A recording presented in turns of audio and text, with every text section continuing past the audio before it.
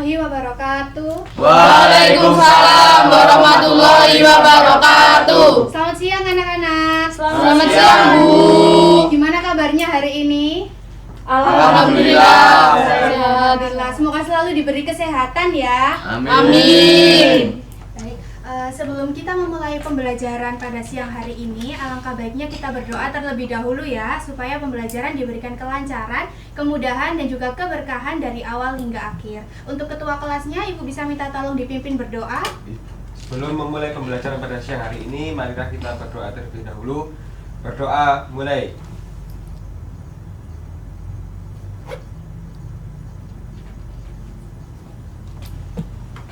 Berdoa cukup. Baik, terima kasih ketua kelas. Ibu absen terlebih dahulu ya untuk melihat siapa saja yang hadir dan siapa saja yang tidak hadir.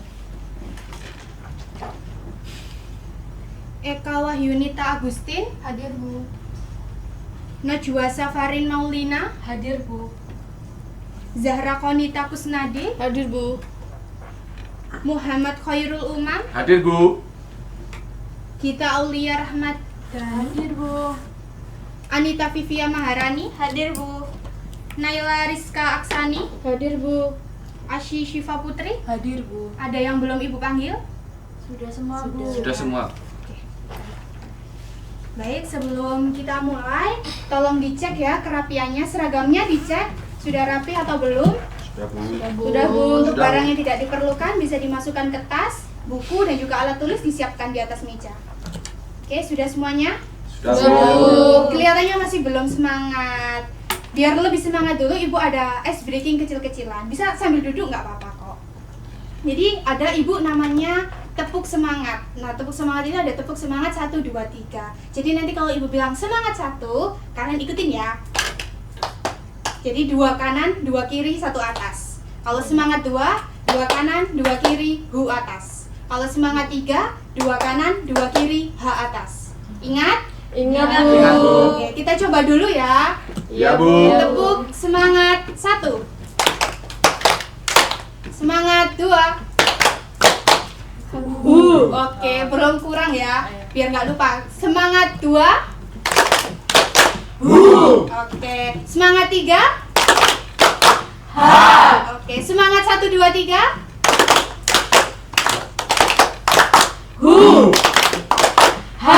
Oke, tepuk tangan untuk kalian semua.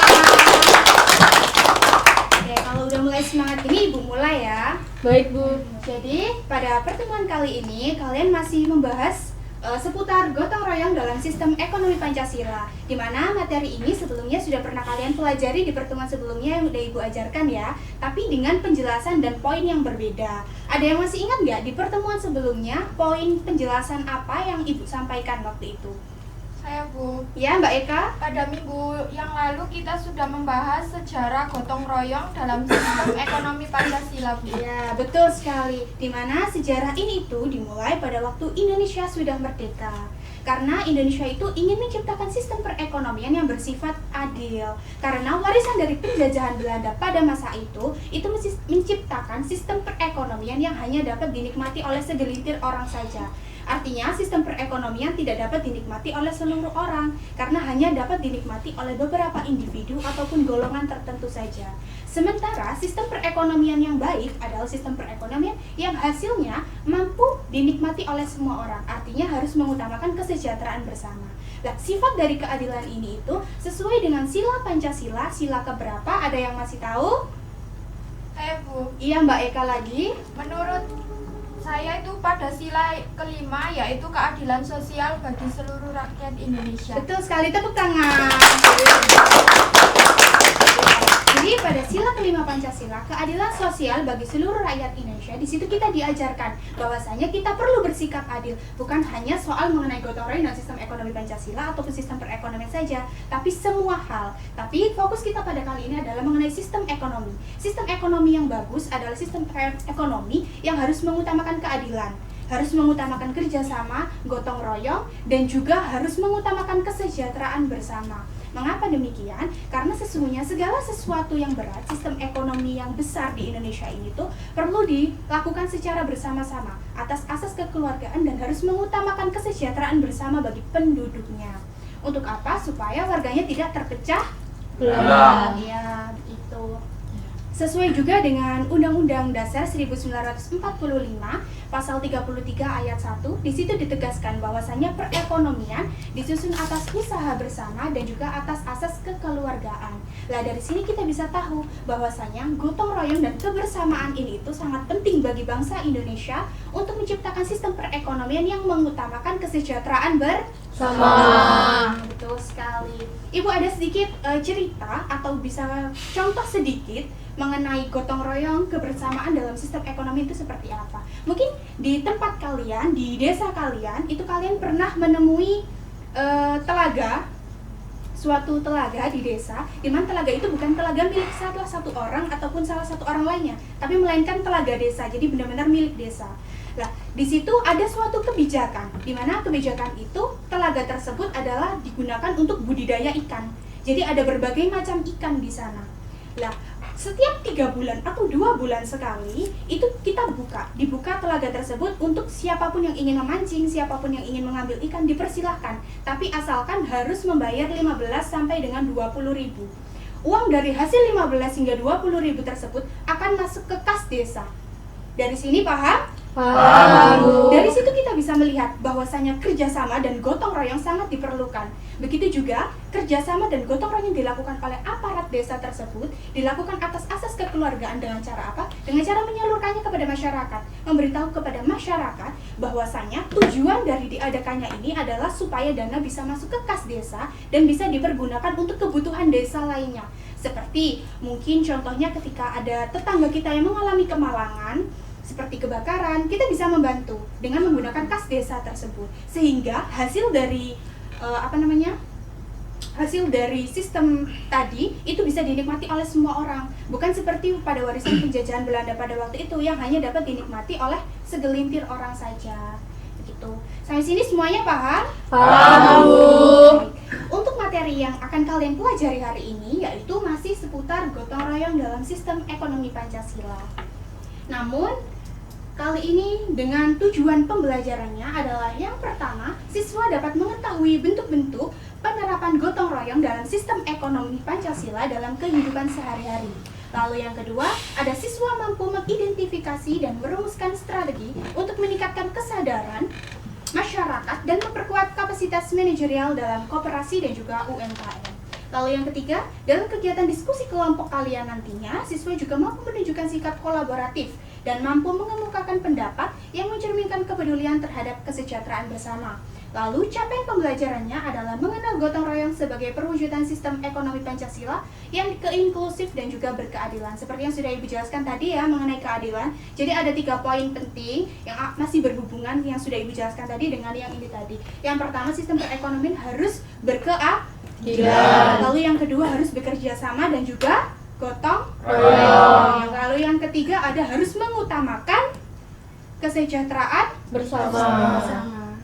Nah, dari materi ini nanti kalian akan mempelajari 3 poin penting di dalamnya, di mana yang pertama ada bentuk-bentuk penerapan gotong royong dalam sistem ekonomi Pancasila. Nah, di sini kalian nanti akan mempelajari lebih dalam lagi mengenai bentuk-bentuk penerapan gotong royong dalam sistem ekonomi Pancasila itu seperti apa sih? Nanti kalian akan pelajari lebih dalam lagi. Tadi kan Ibu udah kasih contoh sekilas ya mengenai bentuknya, mungkin di desa seperti dana tadi menggunakan apa yang ada di desa ataupun yang menjadi milik desa digunakan dengan baik dan hasilnya bisa dinikmati oleh semua orang.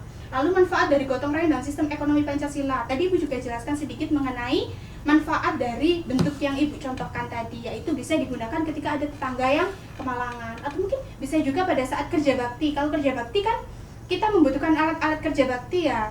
Terus juga memerlukan mungkin kadang untuk yang kerja bakti butuh minum juga ya, butuh cemil-cemilan setelah kerja bakti lah, itu bisa diambilkan dari uang kas. Itu tadi manfaatnya dari sistem ekonomi yang dapat dinikmati oleh semua orang, yang mengutamakan kesejahteraan bersama. Lalu jika ada bentuk-bentuk, ada manfaat, maka kalian juga nantinya akan mempelajari lebih dalam lagi mengenai faktor dan juga hambatan. Nanti kalian akan mempelajari faktor dan hambatan apa saja yang akan kalian alami pada waktu penerapan bentuk-bentuk gotong royong dalam sistem ekonomi Pancasila ini dalam kehidupan kalian sehari-hari. Kalian juga nanti akan mempelajari lebih dalam lagi solusi apa yang bisa diambil, lalu bagaimana ke depannya, begitu. Namun karena Ibu hari ini ada rapat dengan kepala sekolah dan juga beberapa guru lainnya. Jadi untuk 3 poin materi penting ini nanti akan dijelaskan oleh Ibu Nadia. Tadi pagi Ibu sudah konfirmasi ke Ibu Nadia untuk berkenan menggantikan Ibu siang hari ini karena Ibu memang ada kepentingan.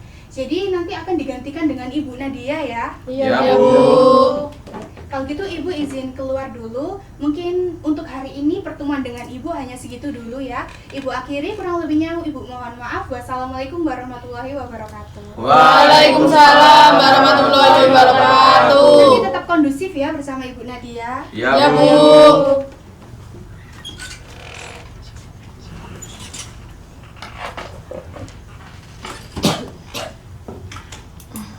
Prihatin.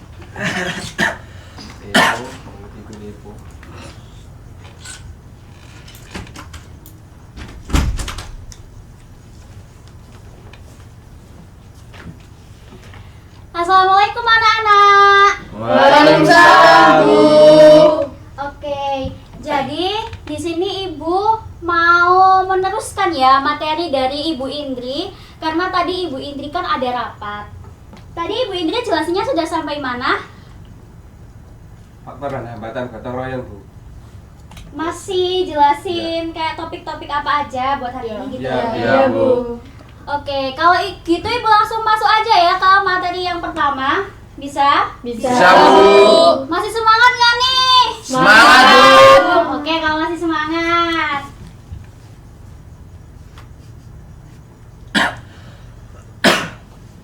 Ya, jadi topik materi yang pertama yaitu mengenai bentuk-bentuk penerapan gotong royong dalam sistem ekonomi Pancasila.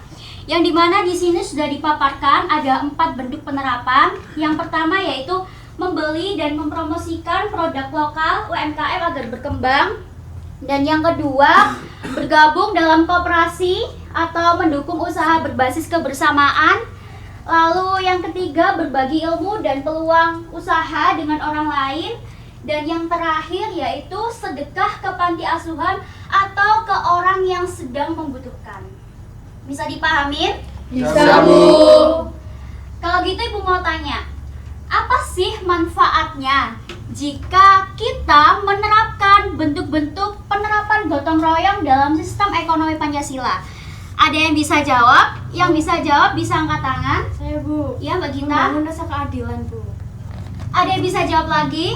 Saya, Bu. Ya, Mbak Eka. Meningkatkan solidaritas, Bu. Oke, bagus sekali jawaban Mbak Eka dan Mbak Gita. Beri plus dulu buat mereka berdua. Ya, jadi benar sekali jawaban Mbak Gita dan Mbak Eka. Kalau kita menerapkan bentuk-bentuk gotong royong dalam sistem ekonomi Pancasila pada kehidupan kita sehari-hari, maka manfaat yang kita peroleh yaitu yang pertama, meningkatkan kesejahteraan bersama, yang kedua, mengurangi kesenjangan sosial, yang ketiga, melestarikan produk lokal, yang keempat, membangun kemandirian ekonomi, yang kelima, meningkatkan solidaritas, dan yang terakhir, membangun rasa keadilan. Nah, sekarang Ibu mau balik lagi nih ke bentuk-bentuk. Coba kalian fokus ke 2 bentuk ini ya. Ada UMKM dan ada koperasi. Nah, sekarang Ibu ingin bertanya nih ke Mas Grefta.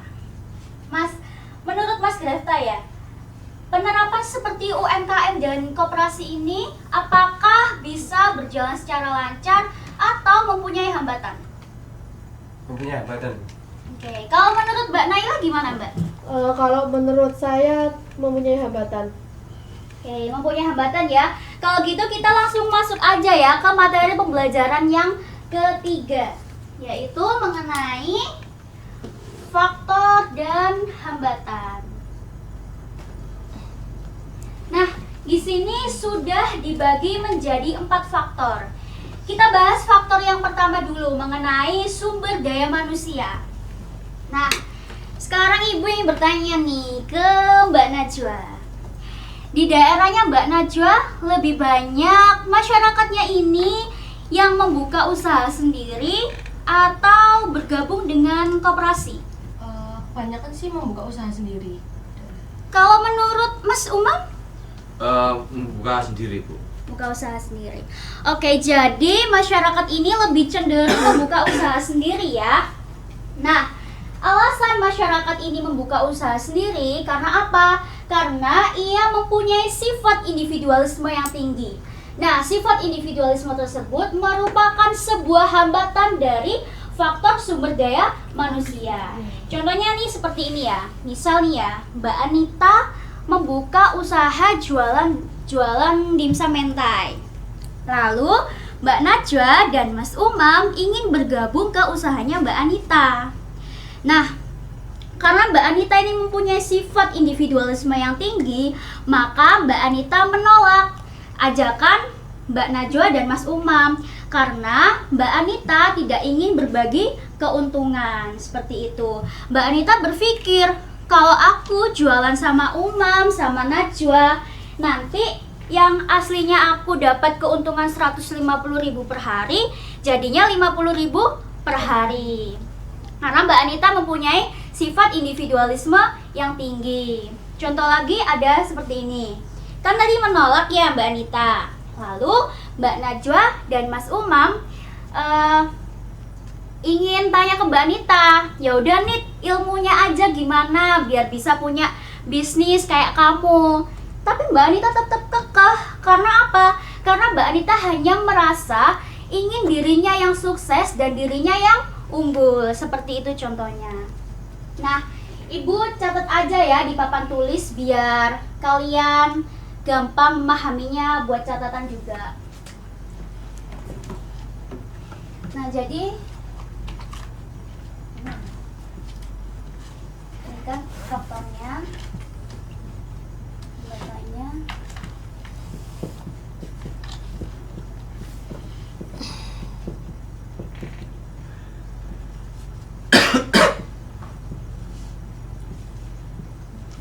Nah, lalu kalau alasan masyarakat itu jarang atau enggan bergabung dengan koperasi itu biasanya karena manajerial koperasinya ini tidak berjalan dengan baik.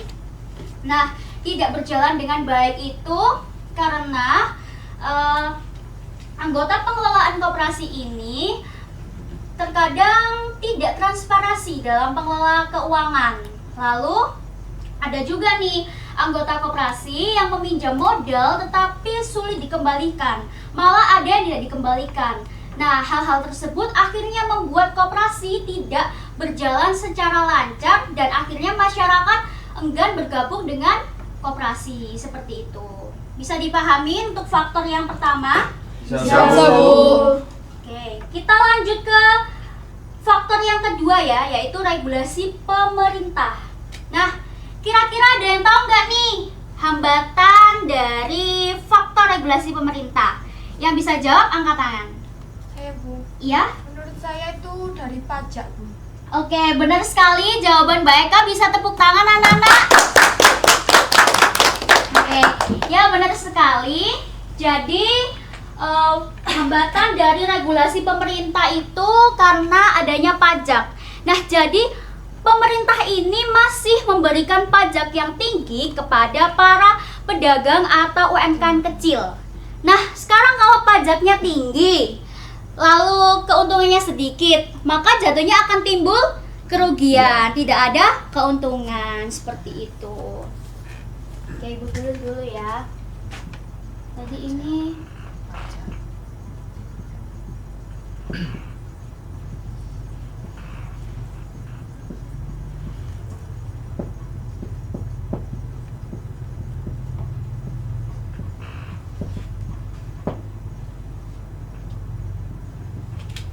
nggak ada yang punya speaker lagi.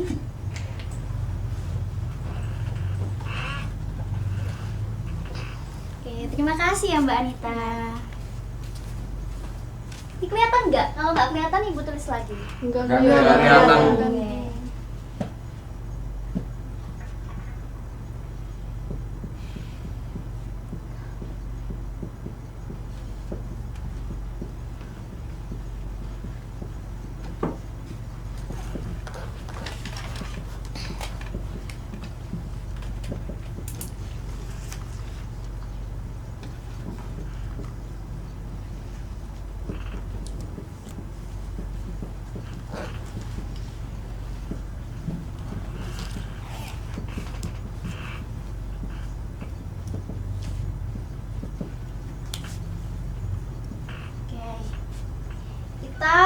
lanjut ke faktor yang ketiga ya, yaitu mengenai persaingan global. Nah, biasanya hambatan dari persaingan global itu karena adanya persaingan produk lokal kita dengan produk luar negeri atau produk asing.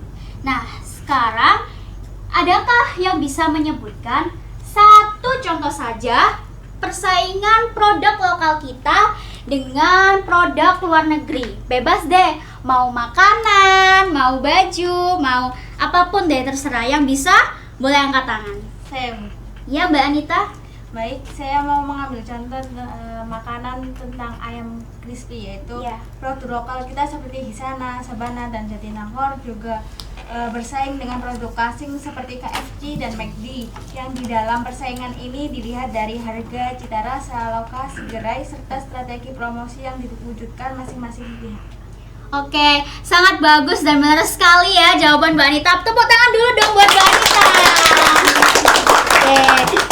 Nah, jadi seperti yang disebutkan Mbak Anita tadi ya, contohnya produk ayam goreng. Nah, masyarakat ini kan sudah banyak ya para UMKM ini yang mendirikan jualan ayam gorengnya itu entah di gerobakan pinggir ataupun di kios-kios ya, seperti yang merek-merek disebutkan Mbak Anita tadi. Tapi fakta lapangannya kan masih banyak masyarakat ini yang lebih memilih produk asing yang bisa dikatakan brand tersebut sudah besar. Nah, alasan masyarakat ini memilih produk asing atau brand besar itu karena adanya kepercayaan konsumen. Nah, kepercayaan konsumen ini didapat dari mana? Didapat karena reputasi mereka yang sudah tinggi dan promosi yang sudah luas. Karena pastinya ya, kalau brand-brand besar, merek-merek besar itu kan sudah endorse influencer dan food vlogger untuk mereview produk mereka. Semakin banyak reviewan, semakin banyak promosi di sosial media, maka produknya akan lebih dikenal oleh masyarakat luas dan dapat menarik kepercayaan konsumen.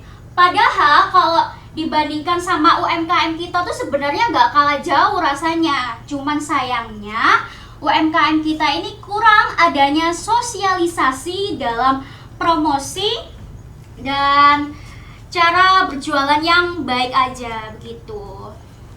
Oke, Ibu tulis dulu ya. Bisa dipahamin? Bisa, Bu.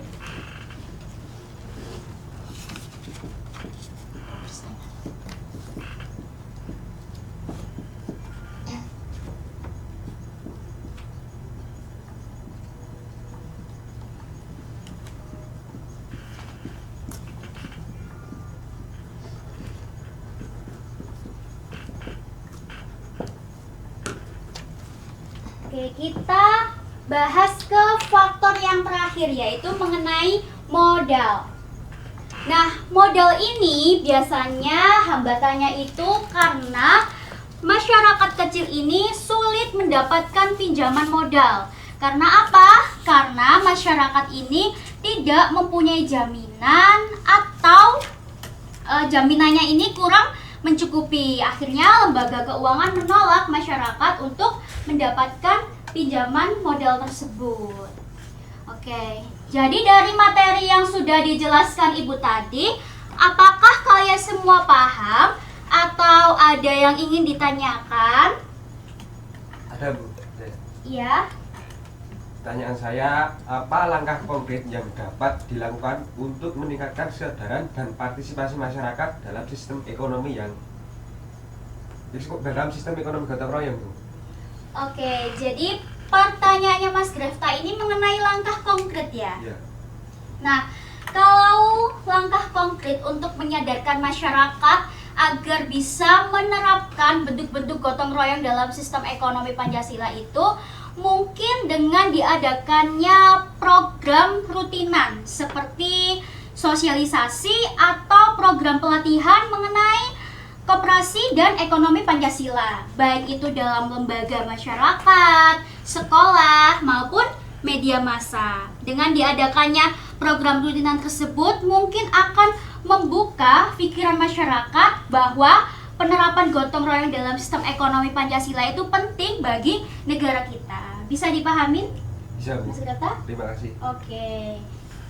Kalian semuanya sudah paham? Sudah, Atau Bu. ada yang ingin ditanyakan lagi? Sudah paham? Sudah, Bu. Oke, kalau sudah paham, kita masuk ke sesi diskusi ya. Baik, Baik, Bu. Oke.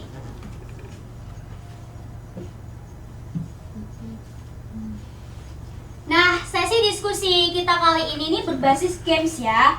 Karena ibu gak mau kalau pembelajaran kita ini terlalu boring. Karena menurut ibu itu pembelajaran yang boring itu buat otak jenuh, akhirnya tidak dapat masuk ke otak kita. Nah, gamesnya ini namanya menghitung bintang. Nanti kita baca peraturannya dulu ya, biar kalian lebih paham.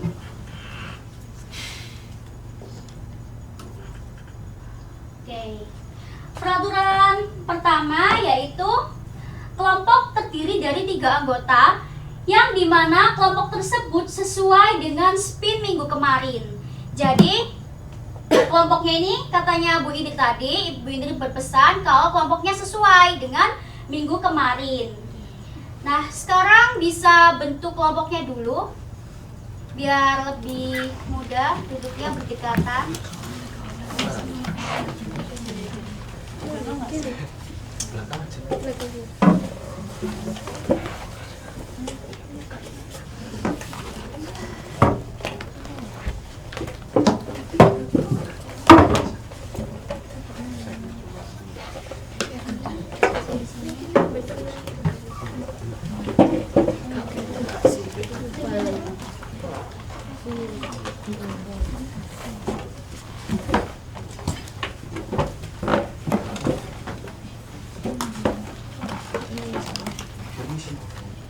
Oh, nggak cukup bisa di sini, Mas.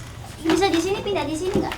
Di sini aja, Bu. Oh, di situ Biar aja. kelihatan soalnya. Oh, ya udah deh, senyaman kalian mau di mana? Ini udah ke kelompok masing-masing? Sudah, Bu. Oke, kalau gitu ini kelompok A, ini kelompok B, ini kelompok C. Bisa dipahamin? Bisa.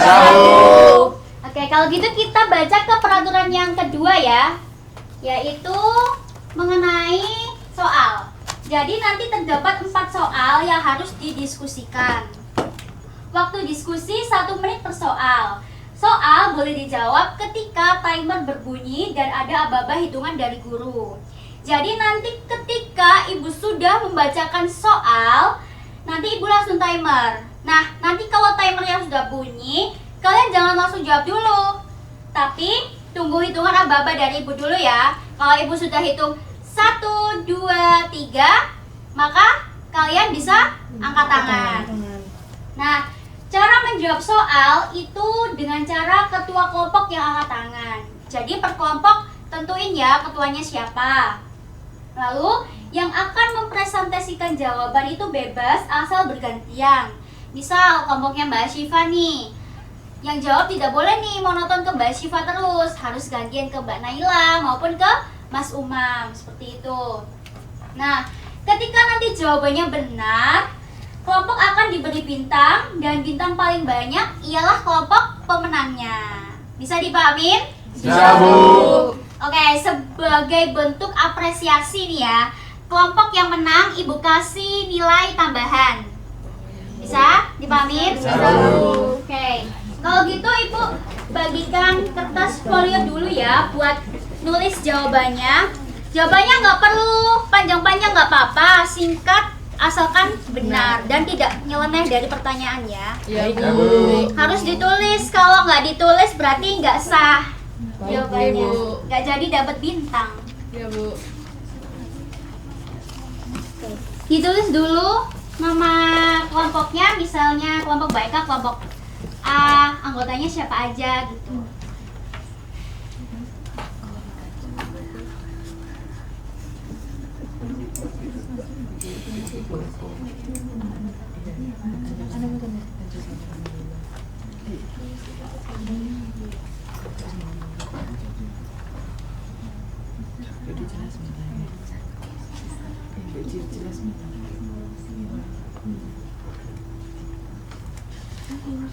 Sudah apa belum nulis nama-namanya? Sudah, Bu.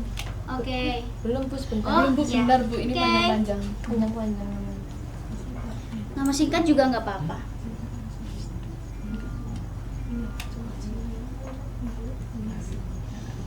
Oke. Sudah semuanya ya? Sudah, Bu. Sudah siap masuk ke pertanyaan yang pertama? Siap. Oke. Kalau gitu siap-siap ya. Baik Bu.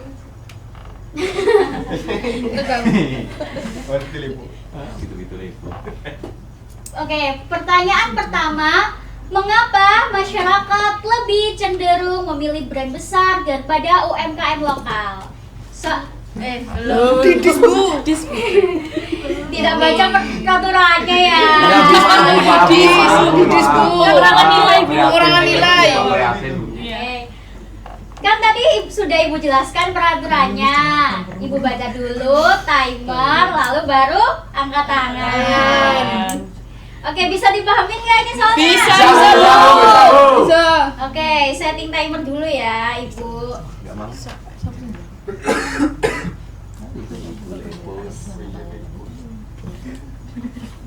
Oke. Jadi waktunya dimulai dari sekarang.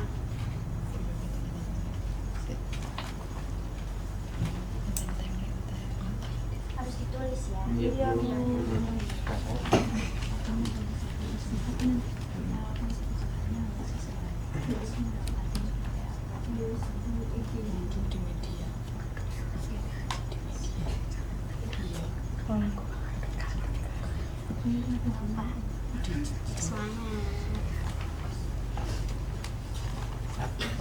Ini waktunya kurang 27 detik. Singkat aja nggak apa-apa.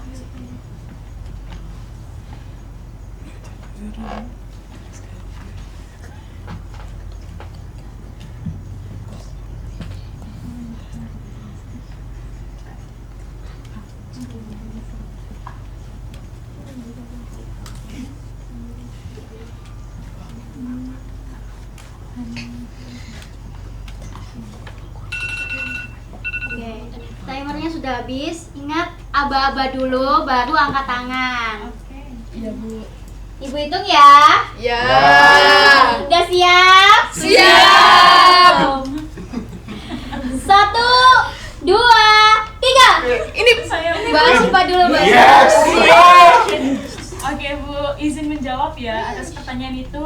Jadi hasil diskusi kami, kelompok kami bertiga itu dikarenakan memang adanya branding dari konsumen dari merek besar tersebut. Kemudian ada kepercayaan dikarenakan memang adanya memperkenalkan dari food blogger atau media sosial yang sering muncul sehingga nama brand tersebut bisa besar gitu. Oke, kita simpen dulu ya jawaban Mbak Asifa. Kita cek ke kunci jawaban, benar atau tidak. Nah, Oke, sepertinya jawabannya hampir mirip ya, karena adanya branding, kepercayaan konsumen yang kuat, reputasi yang tinggi, dan sudah mapan lalu promosinya muncul di media sosial. Jadi jawaban dari kelompok Mbak Asifa, kelompok B, benar. Kini dapat bintang. Oke, terima kasih Bu. bintang kejora. Oke, yang belum dapat santai dulu, masih ada 3 pertanyaan lagi. Udah siap masuk ke pertanyaan yang kedua belum? Sudah, Bu. siap. Oke, kalau udah siap.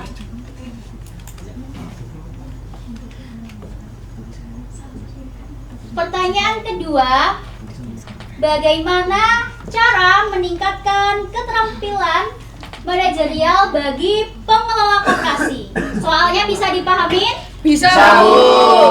Oke, timer Ibu mulai dari sekarang.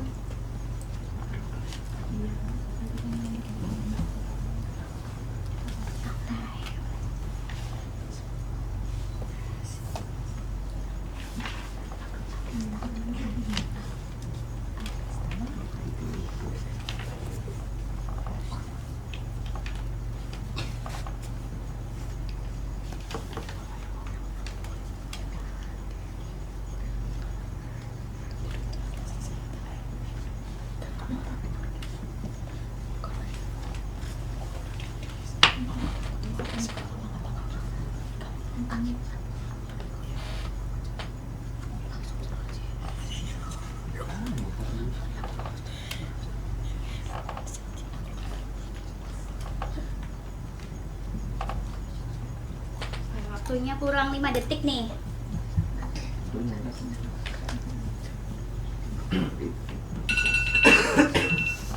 Ingat, aba-aba dulu. Ya, Bu. Kayaknya harus dilihat dari sini nggak sih? Iya. Situ, Bu. Pojok, Bu. Oh, pojok sini. Iya, Bu. Perintah ya. Nggak kelihatan soalnya. Nah, Oke. gitu. 1, 2, 3. Mas Grefta dulu. Ya Allah. Jawaban dari kelompok saya itu mengenai bagaimana cara meningkatkan keterampilan manajerial bagi pengelola koperasi, yaitu rutin mengikuti kepelatihan, terus mengikuti kursus singkat, dan juga mengambil sertifikasi kompetisi. Oke. Kita simpan dulu jawaban dari kelompoknya Mas Grefta. Kira-kira cocok nggak ya dengan kunci jawaban?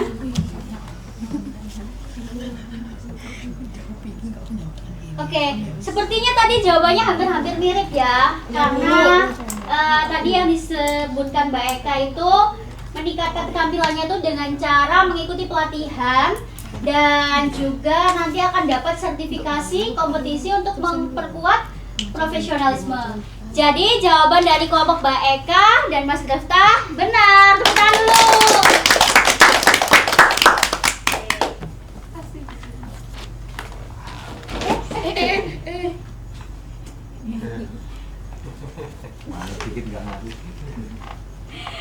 Oke, kita lanjut ke pertanyaan yang ketiga ya. Ya, Bu.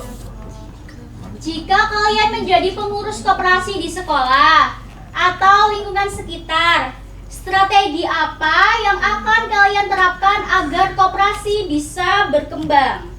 Bisa dipahami soalnya? Bisa, Bu. Oke, waktu timer dimulai dari sekarang.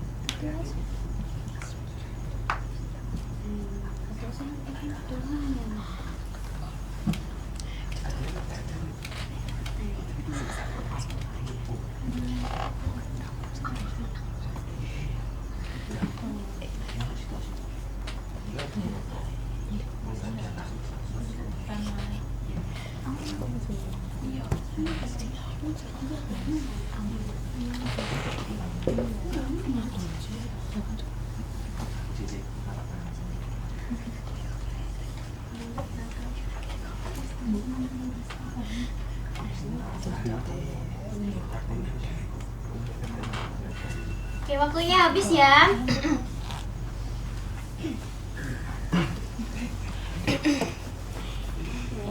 Gimana ya? Sini aja deh. Oke.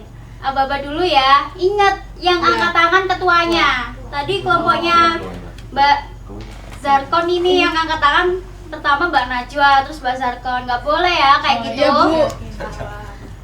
Oke, aba-aba ya. Udah siap? Siap, Bu. Ya, Bu.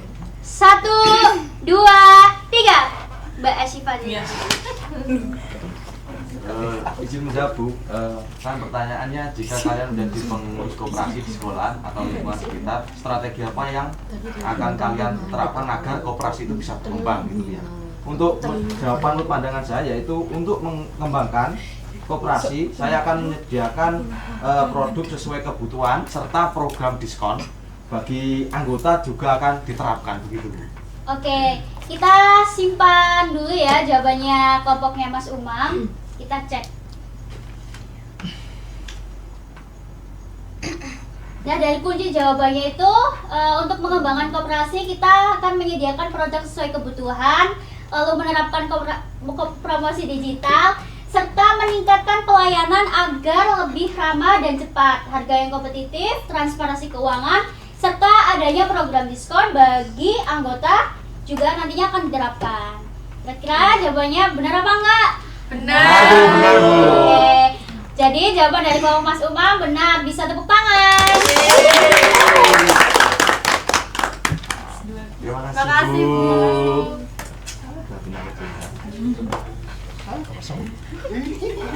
Kita lanjut ke pertanyaan yang terakhir ya.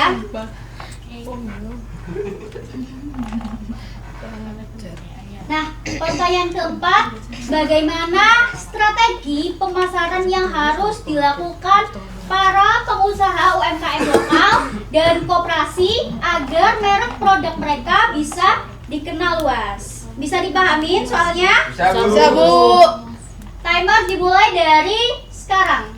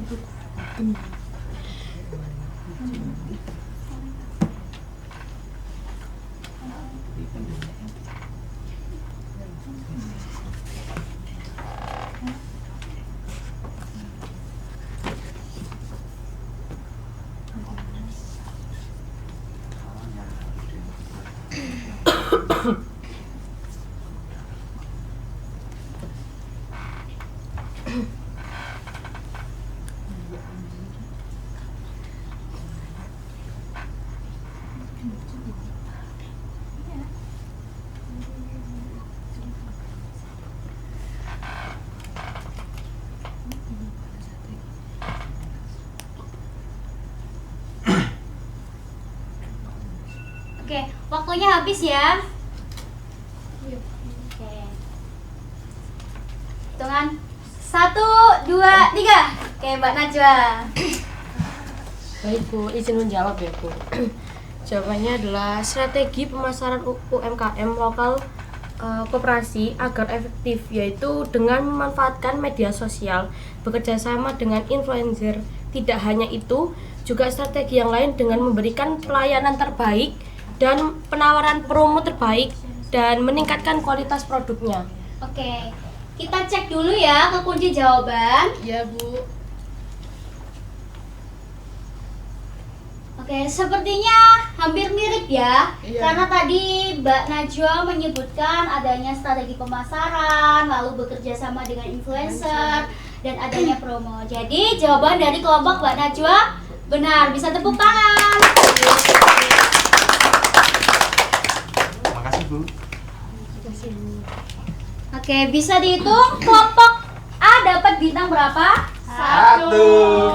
Kelompok B? 2. Kelompok C? 1. Jadi pemenangnya dari kelompok B. Oke, tepuk tangan dulu.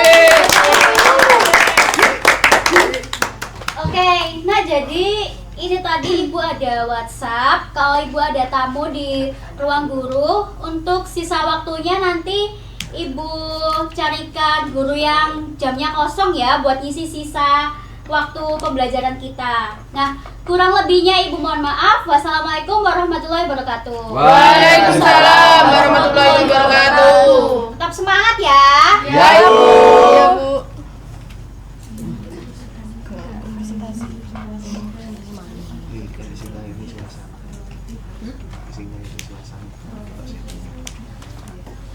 Assalamualaikum warahmatullahi wabarakatuh. Waalaikumsalam warahmatullahi wabarakatuh. Saya menggantikan Bu Zahra ya untuk mendampingi kelas kalian karena katanya Bu Zahra menemui temannya lagi di kantor. Kalau boleh tahu barusan belajar apa saja dengan Bu Zahra? Belajar ini Pak. Tadi dikasih kuis, terus kita disuruh diskusi berkelompok. Terus diskusinya itu gimana? Kelompok gitu. Iya. Iya, dibagi kelompok. Bagi kelompok, Pak. Bagi 3 Pak. Terus yang menang kelompok mana? Saya, Pak. Ini, Pak. Saya. Jelas saya. Dapat berapa? Oh, 2. Yang lain? 1. Yang satunya di rumah Pak. Iya. Mungkin saya boleh tahu Satunya di langit, Pak. jawaban dari kelompok Iya Pak, yang satunya di ini kelompok berapa? A. Kelompok A yang soal nomor 1 mungkin bisa dijawab hasil kerja kelompoknya. Ya, nomor 1 itu soalnya mengapa masyarakat cenderung memilih brand besar daripada UMKM lokal. Ya, dari kelompok kami jawabannya karena adanya branding yang kuat dan merek besar sudah memiliki reputasi yang baik dan sering muncul di media. Oleh karena itu sering dipercaya oleh konsumen, Pak. Gitu. Bagus sekali, kayaknya tepuk tangan dulu.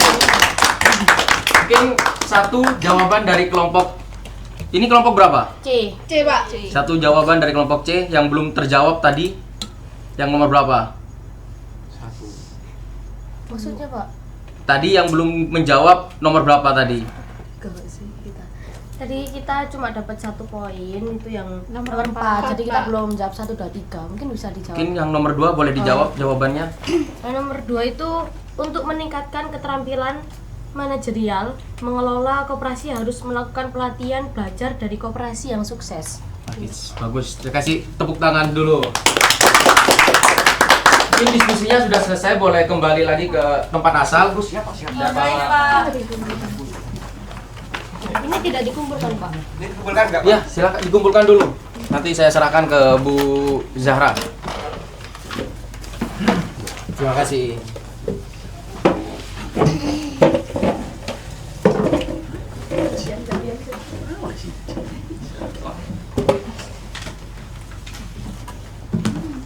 Baik, mungkin ada yang bisa menyimpulkan tentang pelajaran yang telah dipelajari oleh Bu Zahra barusan? Saya, Pak. Ya, silakan. Baca nggak boleh? Baca boleh nggak? Boleh. Kan dicatat Ya, barusan. sudah saya catat.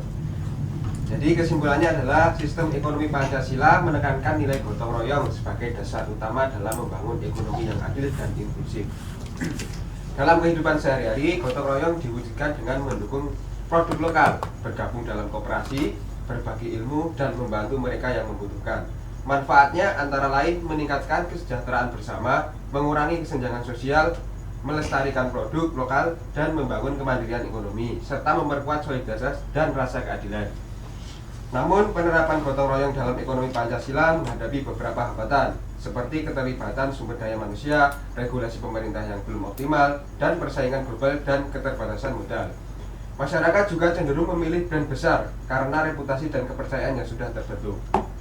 Nah, untuk mengatasi hambatan tersebut, penyelesaian koperasi perlu meningkatkan keterampilan manajerial melalui pelatihan, belajar dari koperasi yang sukses, serta menerapkan sistem manajemen modern. Strategi pengembangan koperasi bila dilakukan dengan menyediakan produk yang sesuai kebutuhan, promosi digital, pelayanan yang ramah, dan harga kompetitif, transparansi keuangan, dan program diskon bagi anggota. Selain itu, UMKM dan koperasi dapat memperluas pemasaran dengan memanfaatkan media sosial, bekerjasama dengan influencer, menggunakan marketplace online, meningkatkan kualitas produk, serta aktif mengikuti pasar dan pameran. Dengan semangat gotong royong, sistem ekonomi Pancasila dapat mempererat persatuan dan membawa kesejahteraan bagi seluruh masyarakat Indonesia, Pak. Bagus sekali, bisa dikasih aplaus dulu. Lengkap banget ya, Mas. Catatannya, berarti selalu mendengarkan ya ketika guru menjelaskan. Ini pasti ranking 1 terus ini ya? Iya, Pak. Betul, Pak. Bagus. Mungkin untuk kesimpulan lebih singkatnya, sistem ekonomi Pancasila menekankan pentingnya gotong royong sebagai landasan untuk membangun kerjasama, untuk membangun kesejahteraan bersama, mengurangi kesenjangan sosial, walaupun masih banyak hambatan yang perlu dihadapi seperti keterbatasan sumber daya manusia, regulasi, modal, dan juga persaingan global. Mungkin cukup situ. Dan tadi Bu Zahra tidak menitipkan tugas ya, dan dari Bapak juga tidak ada tugas, tapi Bapak harap anak-anak dapat mempelajari pelajaran yang akan dipelajari di minggu depan tentang strategi, tentang solusi dan strategi dalam menghadapi hambatan gotong royong dalam sistem ekonomi Pancasila.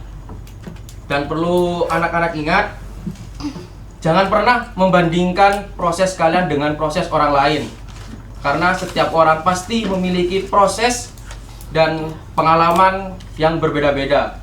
Tetap fokus pada tujuan kalian dan pastikan selalu ada proses di setiap harimu. Ingat, Bapak B.J. Habibie pernah menyatakan, keberhasilan bukan milik orang yang pintar, tetapi keberhasilan adalah milik orang yang senantiasa mau berusaha. Jangan pernah lelah untuk belajar, karena itu sangat penting untuk masa depan kalian. Terima kasih. Mungkin ketua kelas bisa memimpin doa. Sebelum mengakhiri pembelajaran pada siang hari ini, marilah kita berdoa terlebih dahulu. Berdoa dimulai.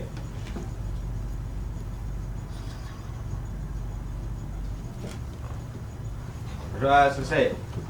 Terima kasih semuanya. Pelajaran Bapak akhiri sampai di sini, karena kalau di sana dia sudah bersama dengan yang lain. Terima kasih. Assalamualaikum warahmatullahi wabarakatuh. Waalaikumsalam warahmatullahi